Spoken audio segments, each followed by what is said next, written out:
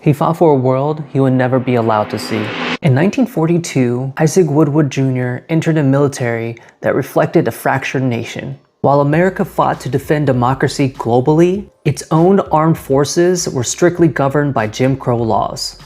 Black and white soldiers trained in separate camps, ate in separate mess halls, and served in separate units, often under command of white officers who doubted their capabilities. For Woodward and over 1 million other black service members, the war was fought on two fronts. This was the era of the Double V campaign, a movement launched by the black press. The first V stood for victory over fascism abroad.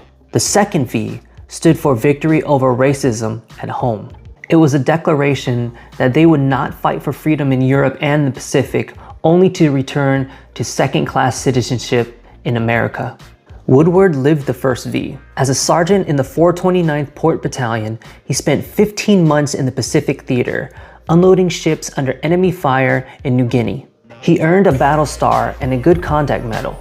By February 1946, he had fulfilled his duty and was traveling home to North Carolina to begin his life as a civilian. But hours after his discharge, the uniform he wore with pride was met with violence. After a minor dispute over a restroom break on the Greyhound bus, Woodward told the driver to treat me like a man. At the next bus stop in Batesburg, South Carolina, he was dragged into an alley by Police Chief Linwood Shull. In an act of unthinkable brutality, Shull took his nightstick to gouge out Woodward's eyes, leaving him permanently blind.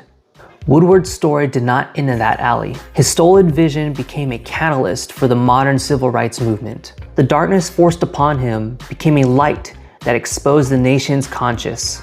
His suffering and the subsequent acquittal of his attacker horrified the public and moved President Harry Truman to action.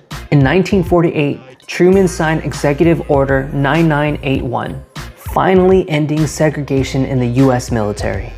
Isaac Woodward lost his ability to see the world, but he forced the nation to finally see itself. He proved that the second V, victory at home, was a fight that could no longer be ignored.